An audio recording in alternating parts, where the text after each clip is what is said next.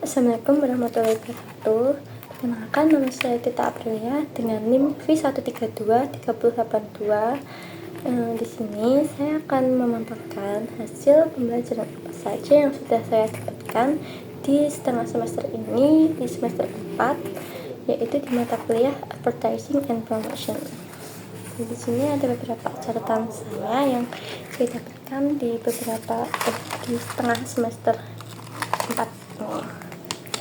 Lalu yang pertama kali di sini saya akan menjelaskan tentang apa sih yang dimaksud dengan advertising itu. Nah, advertising sendiri itu merupakan suatu gaya komunikasi yang persuasif yang ditargetkan ke audiens yang tertentu, lalu kemudian membayar ke media. Nah, iklan di sini itu atau advertise di sini itu mengandung pesan yang mengubah persepsi. Lalu ada sales promotion. Sales promotion sendiri itu merupakan strategi yang memotivasi untuk berpotensi terjadinya pembelian secara langsung.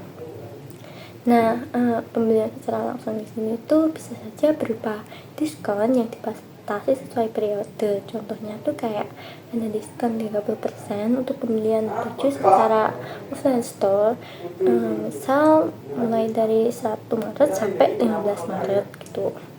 Nah, lalu tuh ada public relation yang dimana itu public relation di sini tuh berperan untuk menjaga image yang baik dalam sebuah organisasi maupun perusahaan. Public relation di sini tuh bisa juga disebut sebagai PR maupun humas. Nah, di sini tuh isi dari public relation tuh bisa aja media relation, communication relation, government relation, dan juga employer relation. Nah, terus lanjut ada ke brand visibility, yang dimana tuh brand visibility di sini tuh dimaksudkan bagaimana cara perusahaan tuh terlihat oleh audiens gitu. Contoh dari brand visibility di sini tuh ada product placement, lalu juga naming right, sponsorship, dan juga feature price. Nah, pesan dalam iklan tersebut tuh bisa beragam macam. Misalnya ada di message konsistensi, yang dimana tuh pesan yang disampaikan tuh harus beragam. Lalu juga medianya itu ada paid media, lalu juga earned media.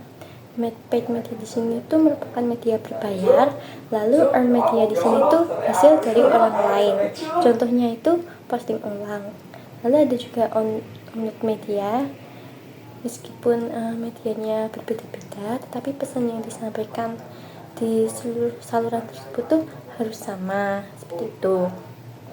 Nah, terus tuh lanjut ke materi dimana IMC Industry Structure. Nah, apa sih itu IMC? Di sini tuh ada penjelasan IMC sendiri, yang dimana tuh IMC itu Integrated Marketing Communication, yang dimana merupakan suatu proses bisnis yang baik, yang strategi gitu. Nah, IMC itu bisa aja direct marketing, advertising, personal contact, lalu brand visibility, public relation, dan juga digital platform. Di setiap program IMC ini tuh harus konsisten dalam menyampaikan pesan tersebut tuh harus mendukung, lalu pesan tersebut tuh harus mendukung nilai produk gitu. Nah, selain pengertian dari advertising, sales promotion, public relation, dan brand visibility, di sini tuh ada tentang pengertian digital platformnya. Itu digital platform di sini tuh kayak tempat wadah komunikasi untuk menjalankan dari iklan tersebut. Nah, lalu ada juga personal kontak, dimana tuh dimensi manusia yang melampaui marketing dan koneksi ke orang. Lalu lanjut ke tentang iklan, yang dimana tuh ada kan tadi kan iklan di sini tuh mengandung pesan yang mengubah persepsi.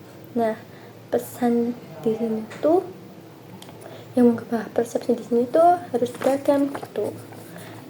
Walaupun beragam, tetapi tuh pesan yang berisi tuh tetap sama, tetap satu maksud gitu. Pesan yang disampaikan harus beragam di sini tuh bisa disebut sebagai message consistency. Nah, lalu ada juga paid media, earned media.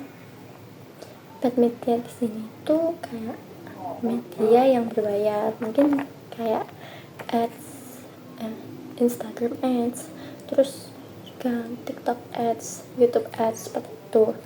Dan earned media di sini tuh merupakan hasil dari orang lain. Jadi tuh contohnya kayak posting ulang gitu.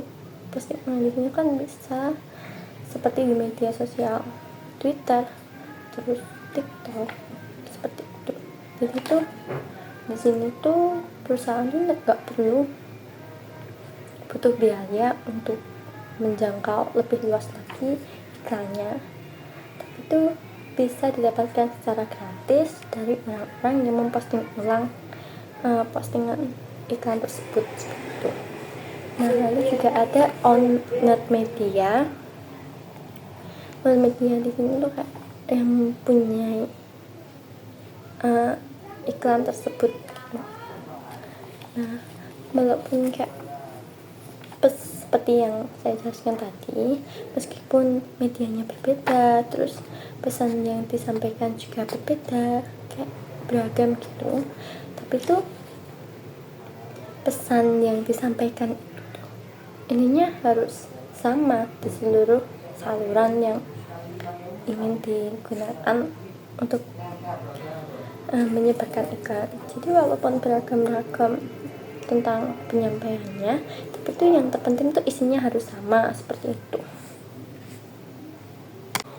Nah, kembali lagi ke IMC industri struktur. Nah, strukturnya di sini tuh ada beberapa, yaitu ada advertiser, media, agency, dan supplier. Nah, advertiser di sini tuh perusahaan yang mengeluarkan biaya untuk iklan. Lalu media ini tuh tempat yang menjadi iklan ditayangkan. Lalu ada juga agensi. Agensi di sini tuh yang membuat rekomendasi pesan yang ingin disampaikan untuk diiklankan. Nah, lalu ada juga suppliers. Supplier di sini tuh tempat pembuatan konten iklannya. Nah, lalu ada juga the customer journey, di mana tuh suatu rangkaian proses yang membuat konsumen tuh menjatuhkan produk yang dipilih. Nah, IMC industri struktur di sini tuh dialokasikan menjadi beberapa, yaitu ada juga ada juga alokasi berdasarkan siklus hidup produk, di mana tuh anggaran IMC di sini tuh dapat berubah drastis seiring berjalannya waktu. Nah, seiring berjalannya waktu tersebut tuh berdasarkan 6 tahap siklus hidup produk, yaitu ada pengenalan, pertumbuhan, kematangan, penurunan, perluasan, dan juga eliminasi. Nah, lalu yang kedua dan juga alokasi berdasarkan periode waktu. Yang dimana tuh di sini tuh anggaran IMC tuh dapat diatur menjadi 4 periode waktu yang berbeda.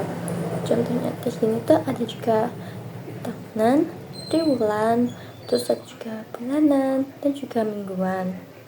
Nah, untuk perusahaan kecil sendiri di sini tuh biasanya periode anggaran tuh hanya memakan waktu beberapa minggu.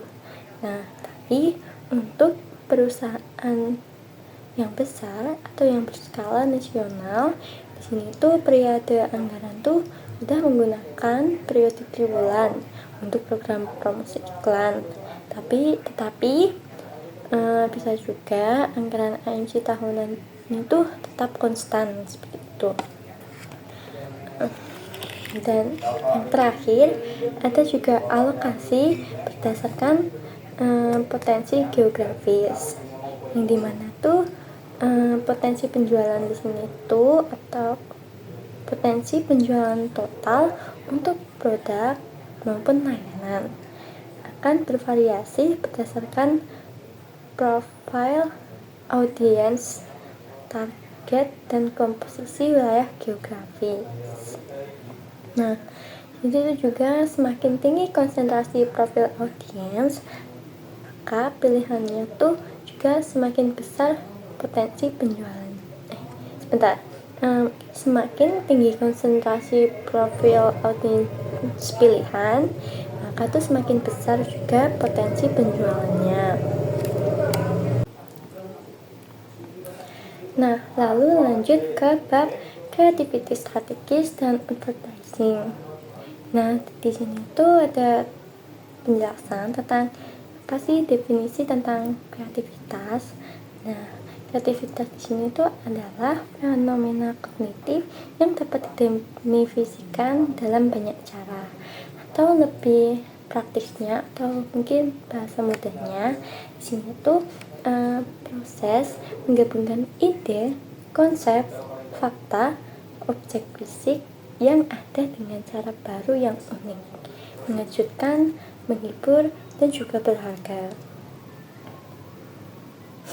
Nah, terus lanjut ke psychology of your brain, yang dimana tuh biasanya orang yang memakai otak sebelah kirinya di sini tuh biasanya pemikirannya tuh lebih logis, verbal, objektif, linear, dan juga terencana. Lalu biasanya orang yang memakai otak kanannya tuh biasanya lebih emosional, lalu visual, subjektif, melingkar, dan juga spontan. Nah, lanjut ke karakteristik kepribadian, dimana tuh di sini tuh bagaimana sih cara kita mengolah interaksi dengan orang-orang. Oke, bisa juga berinteraksi dengan orang-orang, lalu juga tempat dan benda dalam kehidupan sehari-hari, menyediakan bahan bakar bagi kreativitas. Lalu lanjut ke cara pengembangan ide kreatifnya. Ini tuh dimulai atau biasanya itu dimulai dari 4 fase, yaitu ada persiapan, inkubasi, pencerahan, dan juga evaluasi. Lalu lanjut ke brainstorming.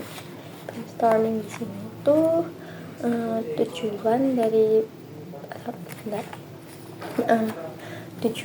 brainstorming di sini tuh untuk memunculkan sebanyak mungkin ide, konsep, pemikiran, dan solusi yang berbeda terhadap suatu masalah kreatif dalam waktu yang sangat terbatas. Nah, dalam brainstorming di sini tuh jumlah total ide itu selalu lebih penting daripada kualitas ide. Jadi tuh kayak total idenya tuh ada berapa, itu tuh semakin banyak total idenya tuh lebih penting daripada kualitas dari idenya. Nah, sekian dari hasil pemaparan saya yang saya dapatkan selama setengah semester di semester 4 di sini, di mata kuliah advertising dan promotion. Yang dimana tuh yang saya dapatkan di sini tuh kayak definisi dari pengertian advertising, terus juga promotionnya, terus juga media-media pengiklanannya, lalu juga ada pengalokasian untuk melakukan atau melaksanakan iklannya.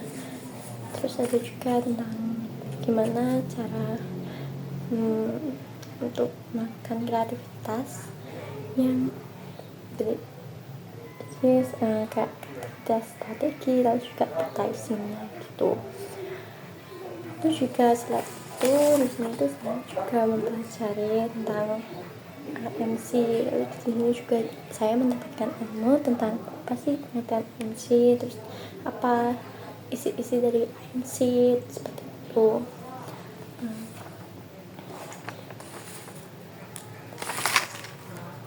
Dan sekian dari saya. Wassalamualaikum warahmatullahi wabarakatuh.